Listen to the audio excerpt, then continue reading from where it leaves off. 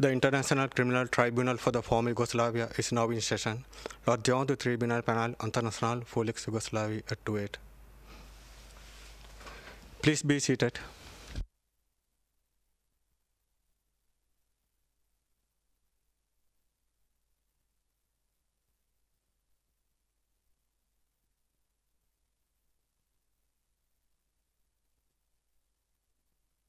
Good morning. Le président, bonjour à tous, dans ce prétoire et à l'extérieur de ce prétoire. Je demande au greffier de bien vouloir citer l'affaire, s'il vous plaît. Le greffier d'audience. Bonjour, messieurs les juges. Il s'agit de l'affaire IT 09 92 I, le procureur contre Ratko Mladic. Le président, je vous remercie, monsieur le greffier. Bonjour à vous, monsieur Mladic. Judge. Je suis le juge Alphonse Horry. Je vais être le président de cette chambre lors de la comparution initiale. À ma droite se trouve monsieur le juge Pacone Justice Moloto et à ma droite se trouve monsieur le juge Christophe Luguet. Avant que nous poursuivions, je souhaite en premier lieu vérifier que vous êtes en mesure de suivre ces débats dans une langue que vous comprenez.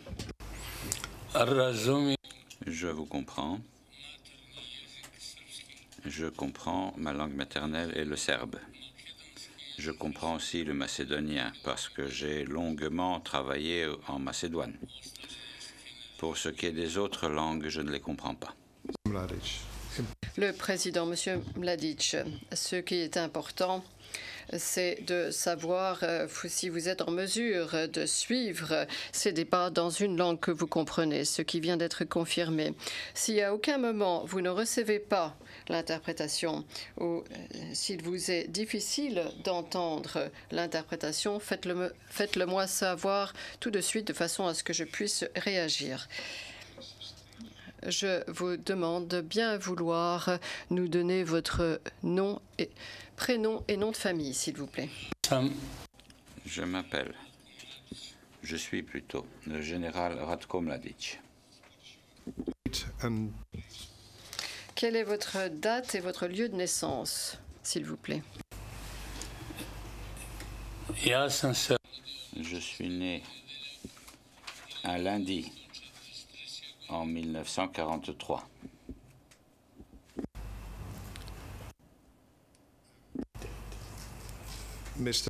Lundi saint de 1943. Le président, monsieur Mladic, d'après nos informations, vous seriez né le 12 mars 1942. Je vais vérifier cela.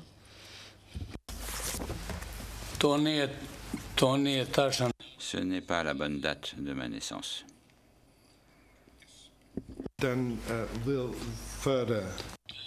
Le président, dans ce cas, nous allons vérifier cela.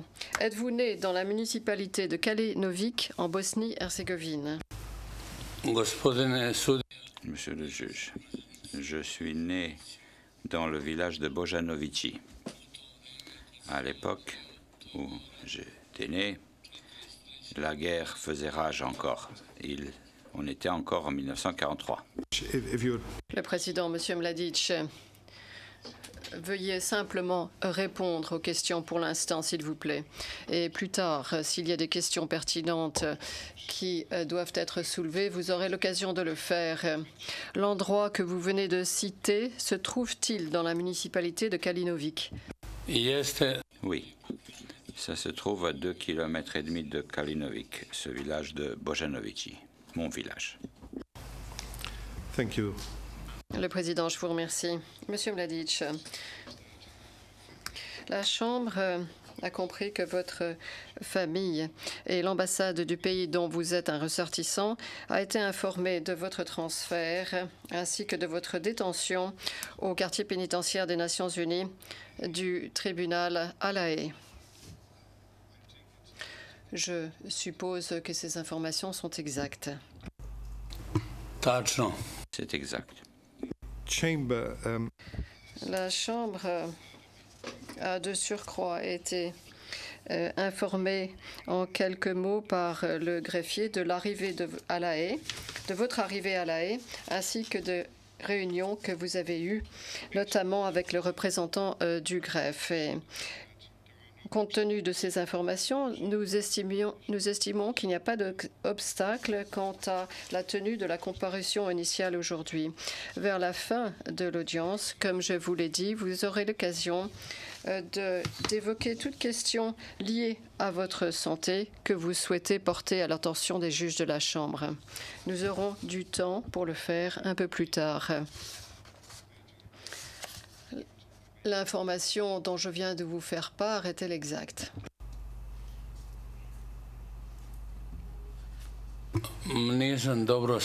Je n'ai pas très bien compris. Est-ce que vous pouvez répéter, je vous prie, afin que ce soit réinterprété? Je n'ai pas compris ce que vous avez dit. Yes, could we first of all check? Le président. En premier lieu, je crois qu'il est important de vérifier que vous soyez sur le bon canal pour attendre l'interprétation comme il se doit. Nous avons été informés par le greffe de votre arrivée et de ce qui s'est passé après cela, y compris des réunions que vous avez eues avec les représentants du greffe. Compte tenu de cette information-là, les juges de la Chambre estiment qu'il n'y a pas d'obstacle au jour d'aujourd'hui à votre comparution initiale aujourd'hui.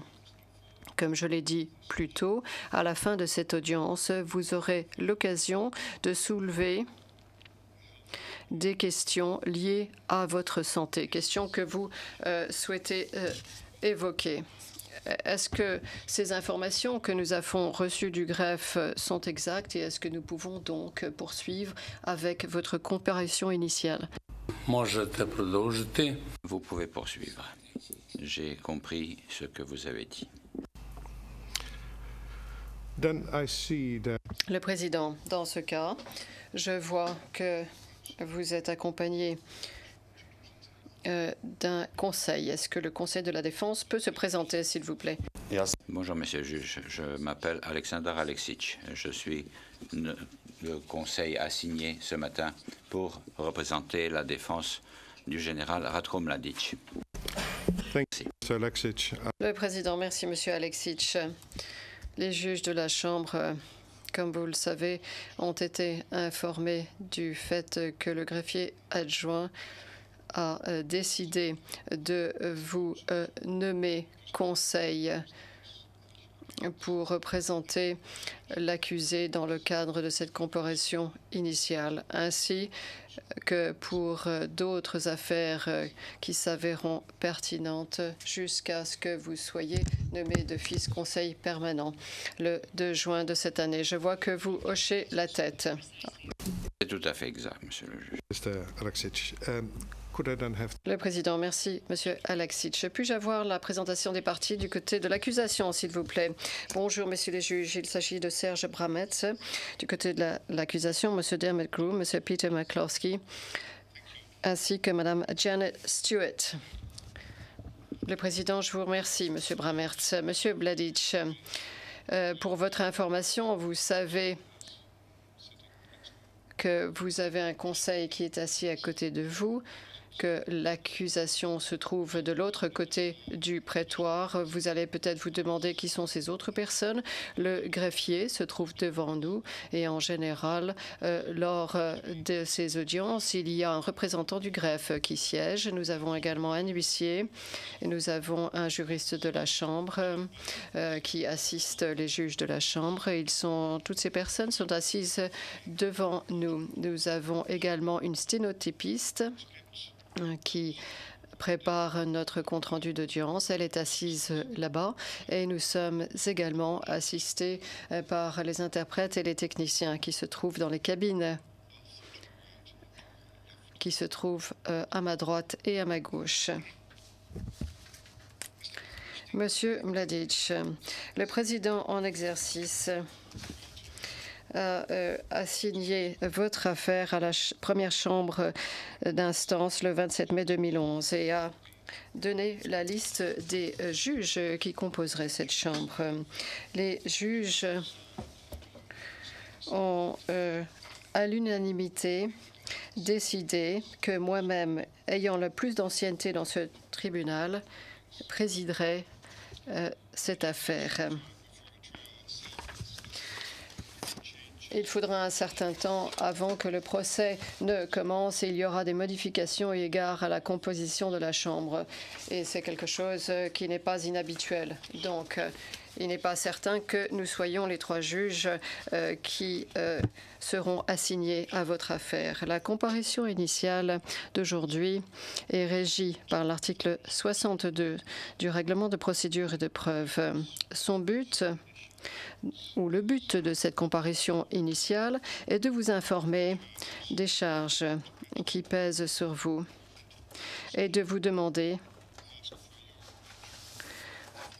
de plaider, coupable ou non coupable, et de vérifier également que vos droits à un conseil pour vous défendre sont respectés.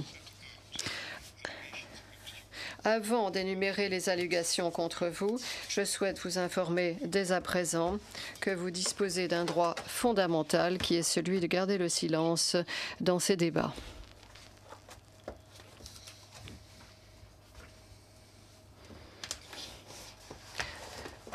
Je vais commencer par aborder les antécédents de l'acte d'accusation en l'espèce. Vous avez été à l'origine mis en accusation le 24 juillet 1995.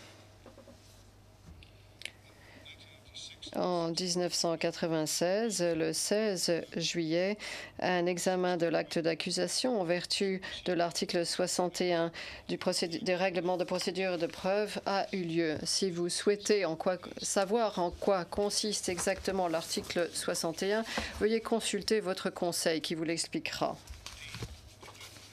L'acte d'accusation contre vous a été modifié à plusieurs reprises. Et l'acte d'accusation tel qu'il existe aujourd'hui a été déposé le 1er juin de l'année 2011. Vous avez été arrêté le jeudi 26 mai 2011 en Serbie et par la suite transféré au siège du tribunal le 31 mai 2011. Avant que nous nous poursuivions, je souhaite en premier lieu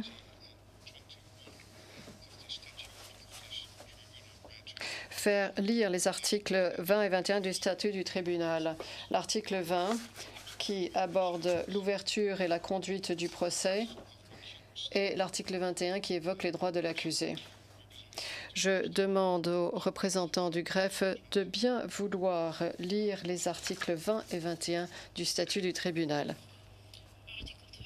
Article 20. Ouverture et conduite du procès.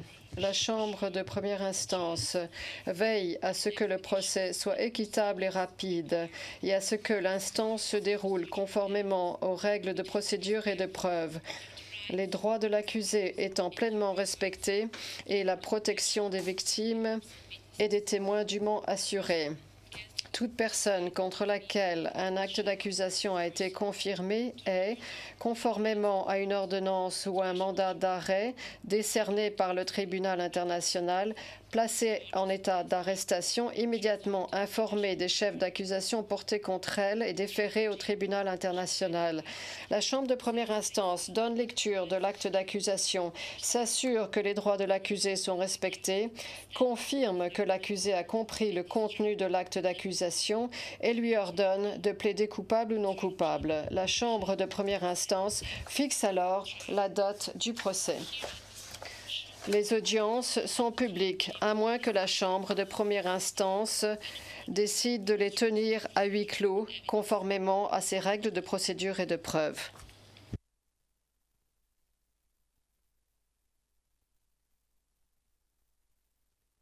Article 21.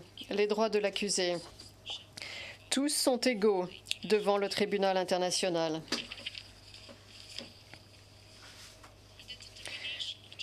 Toute personne contre laquelle des accusations sont portées a droit à ce que sa cause soit entendue équitablement et publiquement sous réserve des dispositions de l'article 22 du statut. Toute personne accusée est présumée innocente jusqu'à ce que sa culpabilité ait été établie conformément aux dispositions du présent statut. Toute personne contre laquelle une accusation est portée en vertu du présent statut a droit, en pleine égalité, au moins aux garanties suivantes. À être informée dans le plus court délai, dans une langue qu'elle comprend, et de façon détaillée de la nature et des motifs de l'accusation portée contre elle, à disposer du temps et des facilités nécessaires à la préparation de sa défense et à communiquer avec le conseil de son choix, à être jugée sans retard excessif, à être présente au procès et à se défendre elle-même ou à avoir l'assistance d'un défenseur de son choix. Si elle n'a pas de défenseur, à être informée de son droit d'en avoir un et chaque fois que l'intérêt de la justice l'exige, à se voir attribuer d'office un défenseur sans frais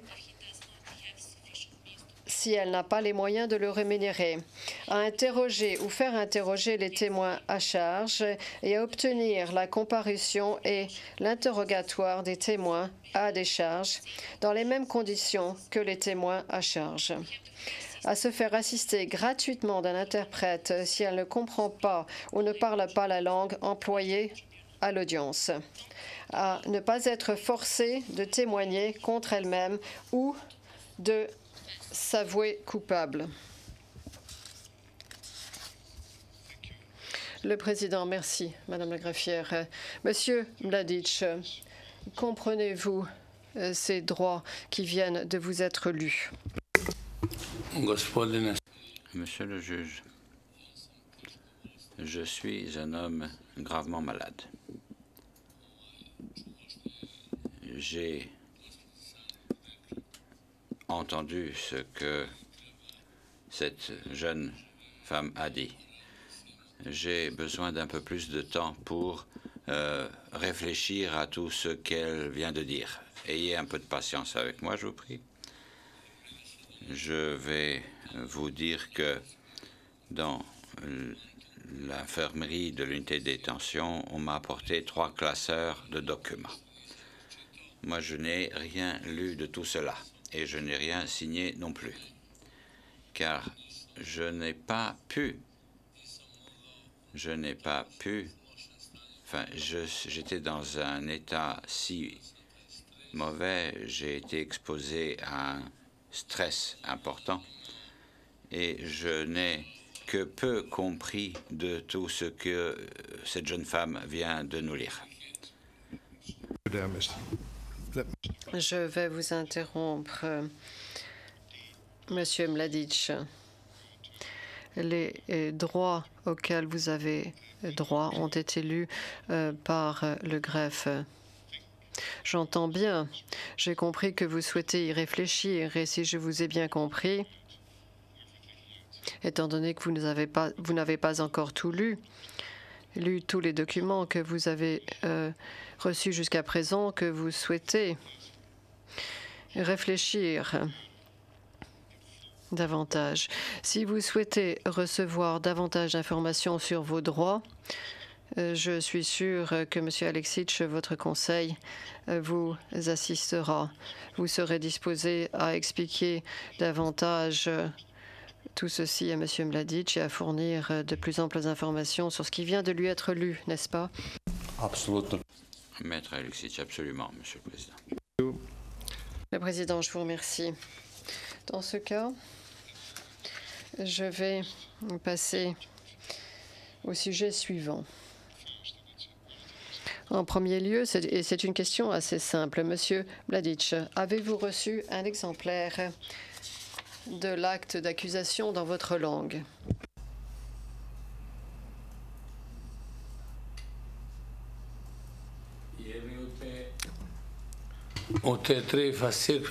L'un des 3 classeurs qu'on m'a apporté dans ma cellule, ce document se trouve être séparé des classeurs. Je ne l'ai pas lu. I Si ça s'y trouve, D'après ce que j'ai compris, vous avez reçu d'autres éléments d'information. L'acte d'accusation est un document de 37 pages dans lequel sont énumérées les charges qui pèsent sur vous. Vous avez peut-être évoqué ceci brièvement avec Maître Alesic parce que cela fait partie des documents qui vous ont été remis et qui figurent parmi ces 3 classeurs. Il s'agit du document qui est quasiment le plus important. Monsieur Mladic, avez-vous parcouru cet acte d'accusation? Ce document de 37 pages dans lequel sont énumérés les 11 chefs d'accusation, chefs qui vous sont reprochés. Je me suis penché sur ces classeurs. Mais je n'ai pas lu ce qui y était écrit. Et si tant est que cela est englobé par les 3 classeurs, je veux bien dire que j'ai reçu l'acte d'accusation, mais je n'ai pas lu ce qui est écrit. Pour que j'aie le temps de lire ces 3 classeurs, je crois avoir besoin d'au moins 2 mois, si ce n'est plus. Le Président, permettez-moi tout d'abord de recueillir quelques éléments d'information.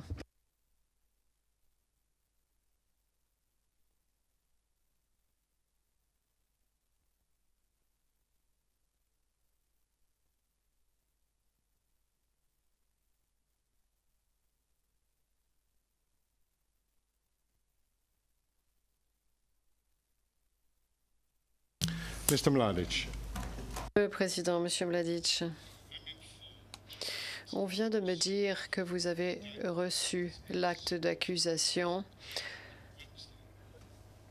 sous la forme d'un document distinct mercredi et que vous n'avez reçu les 3 classeurs que plus tard. Donc, je ne parle maintenant que de ce document qui vous a été remis mercredi.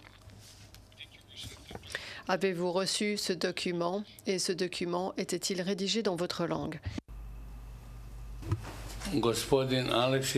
Monsieur Aleksic m'a fait ma connaissance et j'ai fait sa connaissance dans cette infirmerie de l'hôpital, de la prison, ce que je l'interprète. Et il m'a donné ces feuilles de papier liées à l'acte d'accusation. Alors si c'est bien de cela que vous parlez, j'en ai pris acte, mais je n'ai rien voulu signer, car je souhaite bénéficier d'une défense appropriée. Je ne veux pas avoir seulement un avocat. Lui, il est originaire de Serbie. Le Président, Monsieur Mladic, nous ne parlons pas encore de la position que vous devez adopter. Je ne parle pas de la signature d'un quelconque document.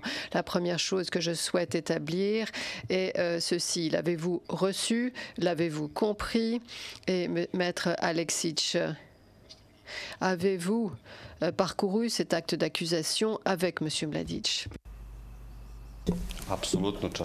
Tout à fait, Monsieur le juge. Le Président, à aucun moment aviez-vous l'impression qu'il ne comprenait pas de quoi il s'agissait? Non, à aucun moment, Monsieur le juge. Yes, Mr. Mladic will... Le Président, Monsieur Mladic, nous allons poursuivre maintenant. Vous aurez l'occasion d'étudier l'acte d'accusation dans le détail. Et si vous avez besoin d'un temps nécessaire pour ce faire, c'est quelque chose que nous aborderons plus tard.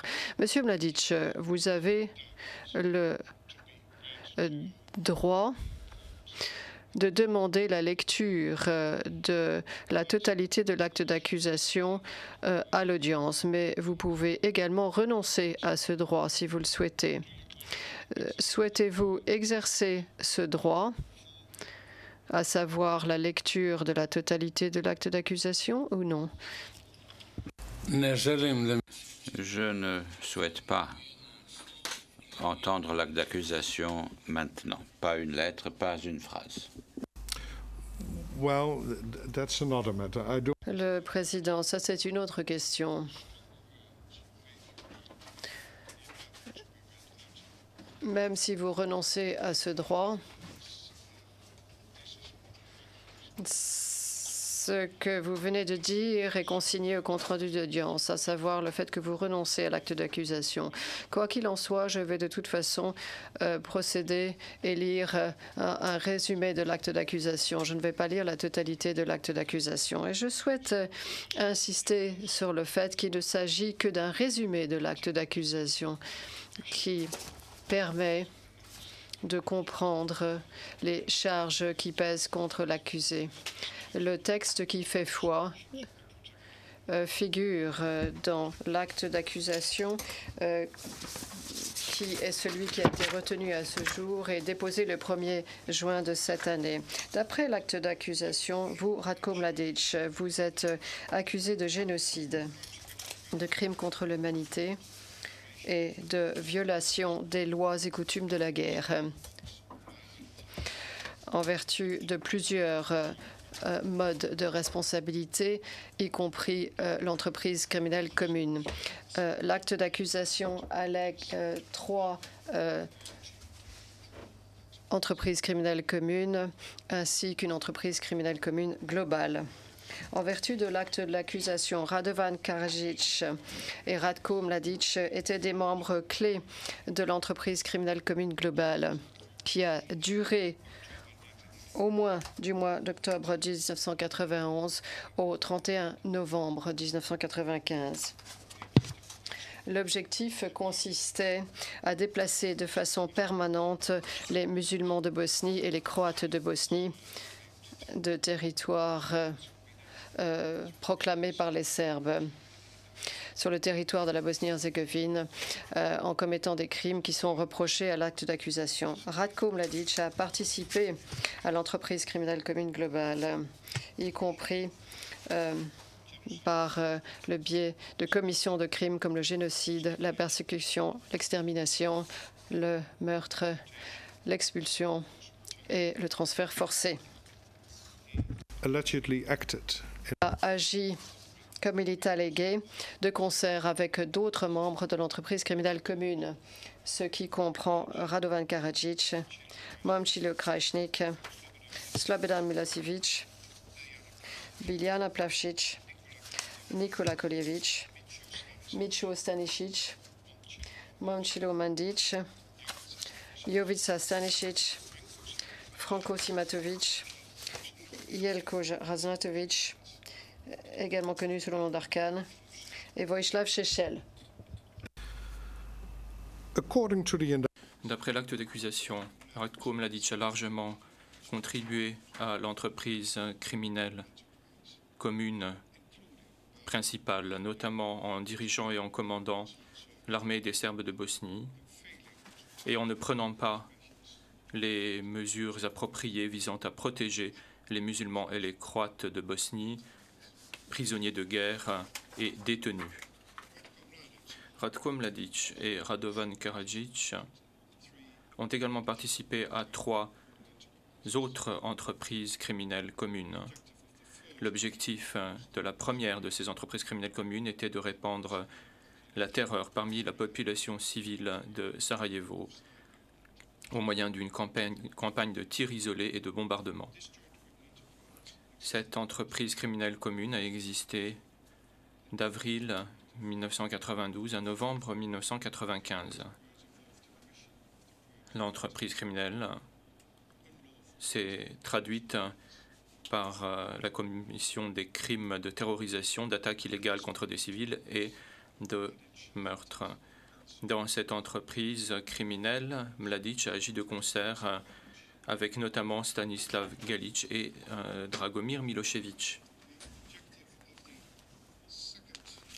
L'objectif de la seconde entreprise criminelle commune supplémentaire était d'éliminer les musulmans de Srebrenica.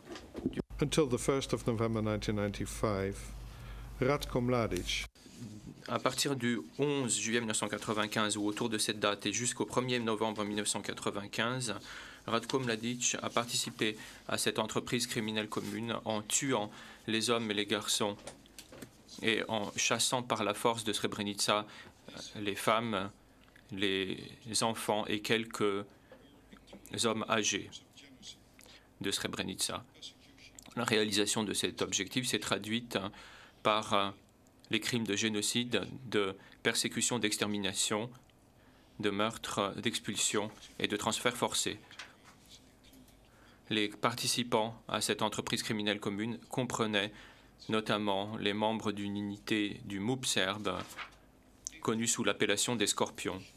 L'objectif de la troisième entreprise criminelle commune supplémentaire était de prendre en otage des soldats des Nations Unies. En mai et en juin 1995, Ratko Mladic a participé à cette entreprise criminelle commune dans le but de contraindre l'OTAN à renoncer aux frappes aériennes visant des objectifs militaires des Serbes de Bosnie. Selon l'acte d'accusation, outre sa responsabilité pour avoir participé aux dites entreprises criminelles communes, Ratko Mladic voit sa responsabilité pénale individuelle engagée pour avoir planifié, incité à commettre, ordonné et aidé et encouragé à commettre les crimes retenus dans l'acte d'accusation. Selon l'acte d'accusation, Ratko Mladic est également pénalement responsable en sa qualité de supérieur hiérarchique entre le 12 mai 1992 et le 8 novembre 1996. Ratko Mladic était le plus haut officier de l'armée des Serbes de Bosnie. À ce titre, il était investi du contrôle effectif des membres de la dite armée. Ratko Mladic savait ou avait des raisons de savoir que des membres de cette armée s'apprêtaient à commettre ou avaient commis des crimes. Il n'a pas pris les mesures nécessaires et raisonnables visant à permettre que ces crimes ne soient pas commis ou que les auteurs en soient punis. Je vais maintenant passer au chef d'accusation. Chef numéro 1, le génocide. L'acte d'accusation énonce qu'entre le 31 mars 1992 et le 31 décembre 1992, les organes politiques et administratifs des Serbes de Bosnie ainsi que les forces serbes ont conduit une campagne de persécution visant les musulmans et les croates de Bosnie dans certaines municipalités de Bosnie-Herzégovine. Cette campagne a donné lieu à des actes motivés par l'intention de détruire en partie les groupes nationaux, ethniques ou religieux des musulmans et croates de Bosnie comme tels. Ces actes se sont traduits par les meurtres de musulmans et croates de Bosnie, par des sévices et violences physiques et psychologiques qui leur ont été infligés, notamment par la torture et le viol, et par leur placement en détention dans des conditions qui devaient entraîner leur destruction physique. Cette intention de détruire partiellement les groupes en question a trouvé sa manifestation la plus extrême dans les municipalités de Bratunac, Foča, Ključ, Kotor Varoš, Prijedor, Sanski Most, Vlasenica et Zvornik.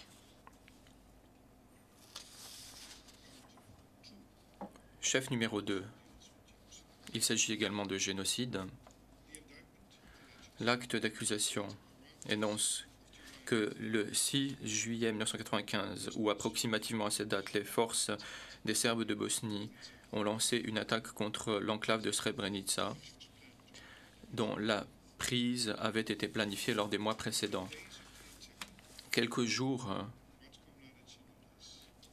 avant l'attaque, Ratko Mladic et d'autres ont conçu l'objectif d'éliminer les musulmans de Srebrenica en tuant les hommes et les garçons et en chassant les femmes, les enfants et quelques hommes âgés de Srebrenica. À la date du 11 juillet 1995, Ratko Mladic et d'autres ont commencé à mettre en œuvre cet objectif. Entre le 11 et le 13 juillet 1995, des membres de l'armée des Serbes de Bosnie et du ministère de l'Intérieur, ainsi qu'une unité serbe connue sous le nom de Scorpion, ont terrorisé et infligé des sévices aux musulmans de Potocari. Le 12 juillet 1995, ces forces ont entrepris de séparer les hommes et les garçons de Srebrenica des femmes et des enfants. Plus d'1 millier d'hommes et de garçons ont été séparés et détenus à Potocari, alors que les femmes, les enfants et quelques hommes âgés ont été chassés par la force de l'enclave. Pendant et après le transfert forcé, les hommes et les garçons musulmans ont été exécutés dans ce que l'acte d'accusation qualifie entre guillemets de meurtres opportunistes.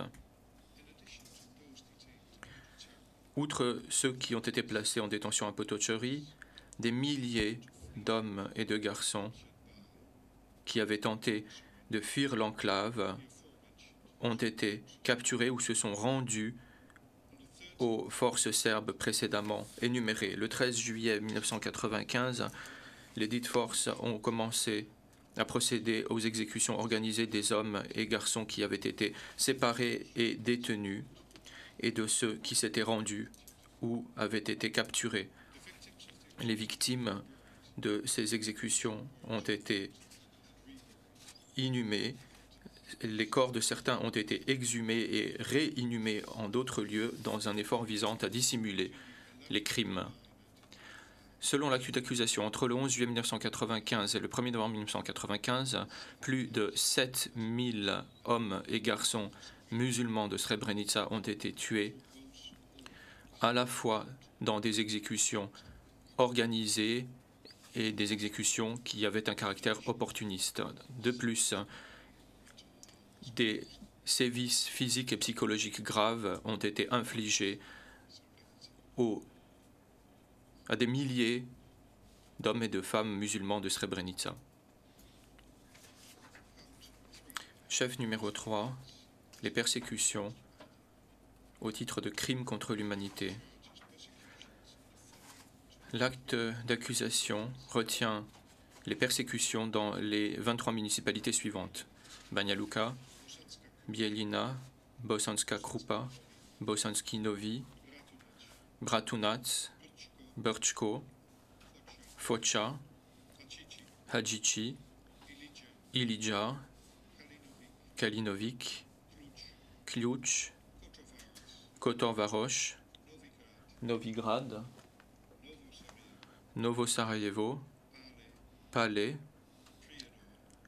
Prijedor, Rogatica, Sanski Most, Sokolac, Trnovo, Vlasenica, Vogošća et Zvornik. À partir de mars 1992, les forces serbes et les organes politiques et administratifs des Serbes de Bosnie ont attaqué et pris le contrôle de des villes et villages se trouvant dans ces municipalités. La plupart des prises de contrôle ont été menées pendant l'année 1992, mais se sont poursuivies au-delà. L'enclave de Srebrenica a été prise au mois de juillet 1995.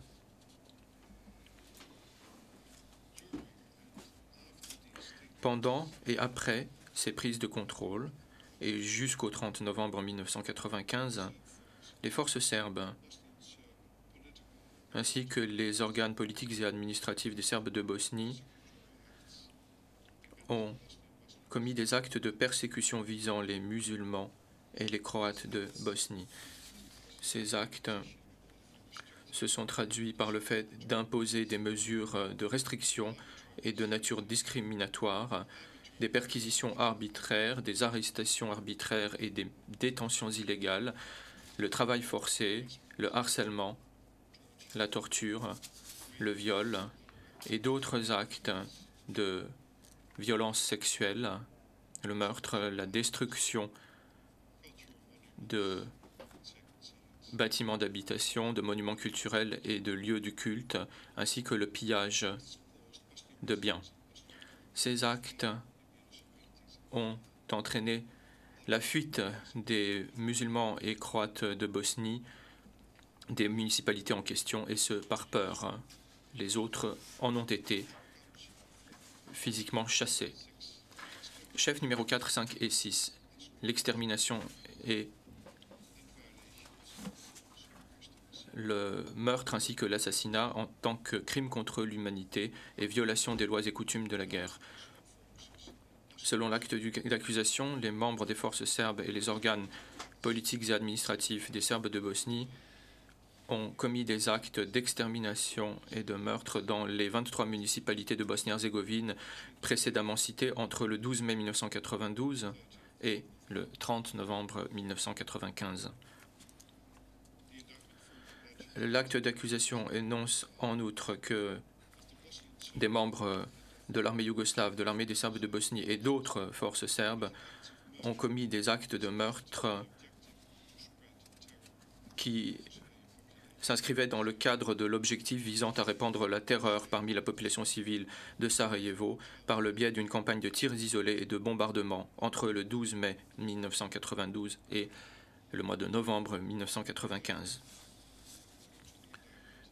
De plus, selon l'acte d'accusation, des membres de l'armée des Serbes de Bosnie et du ministère de l'Intérieur, ainsi qu'une unité serbe connue sous l'appellation des Scorpions, ont commis des actes d'extermination et d'assassinat visant les musulmans de Srebrenica entre le 11 juillet 1995 et le 1er novembre 1995. Chef numéro 7 et 8.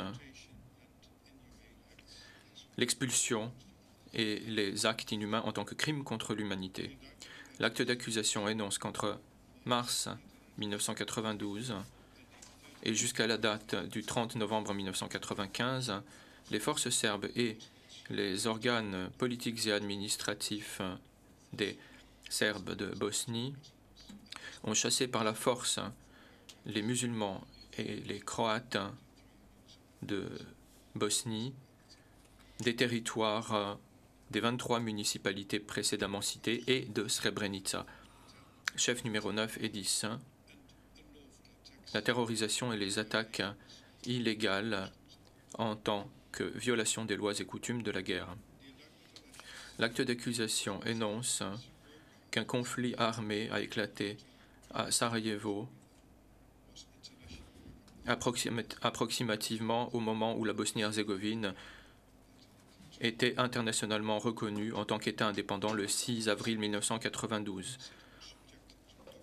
Approximativement au même moment, la ville a fait l'objet d'un blocus de bombardements et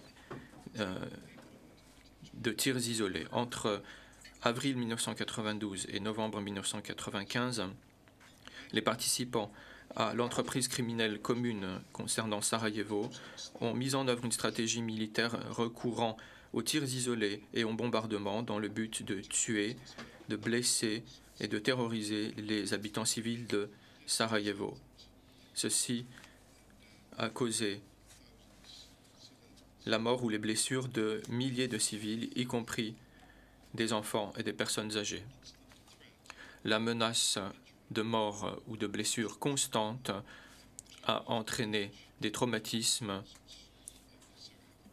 et des séquelles psychologiques aux habitants de Sarajevo. Chef numéro 11. La prise d'otages en tant que violation des lois et coutumes de la guerre. L'acte d'accusation énonce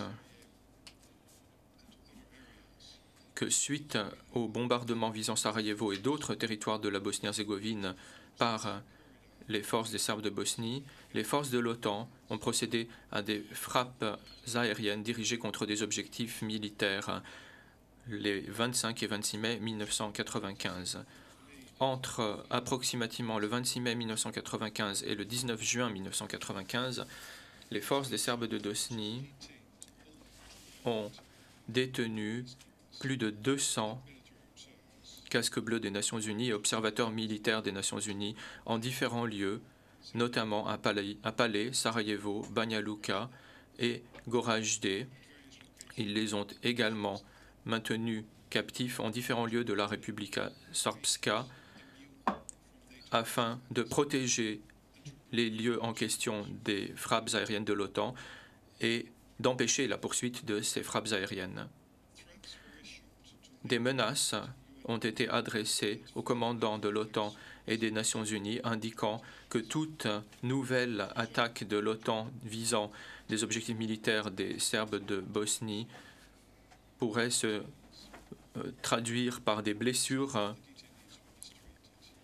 infligées à des détenus, par leur mort ou par la poursuite de leur détention. Certains de ces détenus ont été victimes de mauvais traitements pendant leur captivité. Pendant et après les négociations conduites avec les dirigeants serbes et les dirigeants bosno-serbes, y compris Ratko Mladic, les détenus en question ont été remis en liberté entre le 3 et le 19 juin 1995. Ceci met fin au résumé de l'acte d'accusation.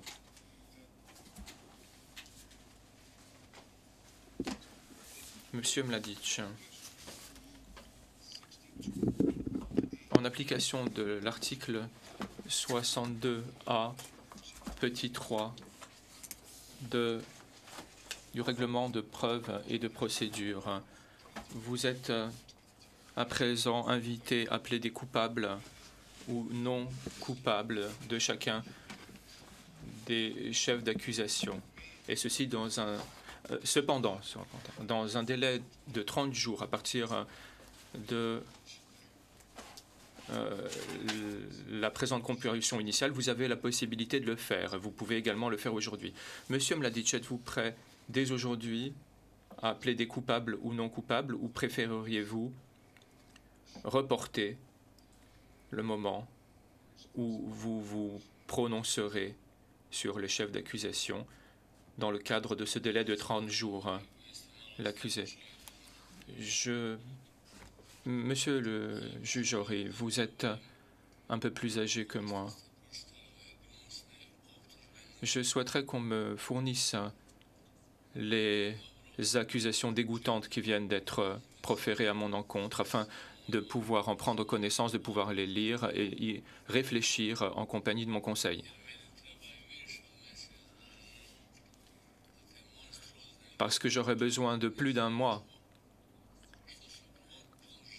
concernant ces paroles monstrueuses que je n'ai jamais entendues avant et qui ont été incluses dans l'acte d'accusation, que je n'ai donc jamais entendu, ni ne suis d'ailleurs en mesure de comprendre comment il peut en être ainsi.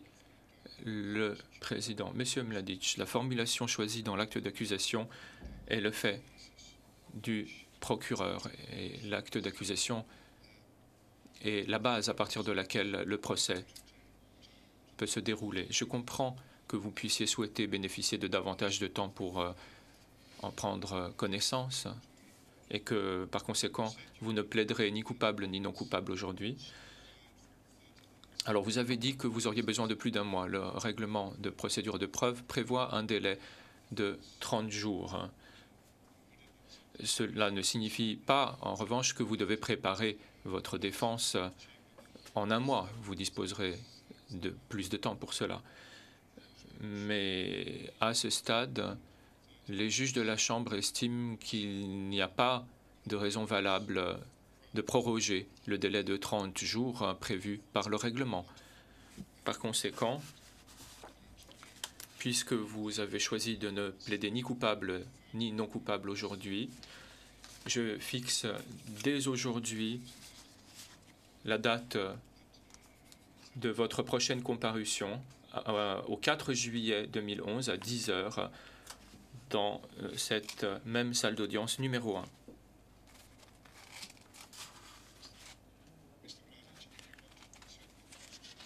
Monsieur Mladic, si vous voulez consulter votre conseil, vous pouvez le faire, mais essayez d'éviter de le faire d'une façon qui permette à tout un chacun de vous entendre.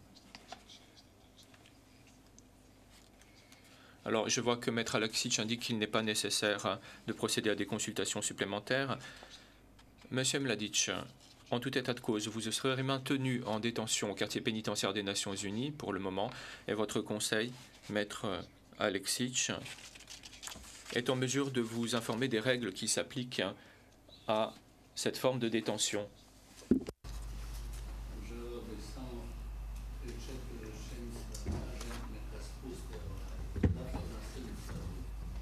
Maître Aleksic, hors micro. If you want to speak to council, please do it in such a way that not everyone can follow it. Le président, si vous voulez vous adresser à votre conseil, veuillez le faire de façon à ce que les autres personnes présentes dans le prétoire ne l'entendent pas. Donc, vous devriez, à cet effet, débrancher votre microphone. Si en revanche vous voulez vous adresser à nous, vous devez brancher votre microphone afin que cela puisse être interprété, que vos propos puissent être interprétés. Maître Aleksic, Monsieur le Président, est-il possible de ménager une courte pause? Le Président. Oui, vous voulez procéder à une consultation de l'accusé. Donnez-moi quelques instants, je vous prie. Les juges de la Chambre se consultent.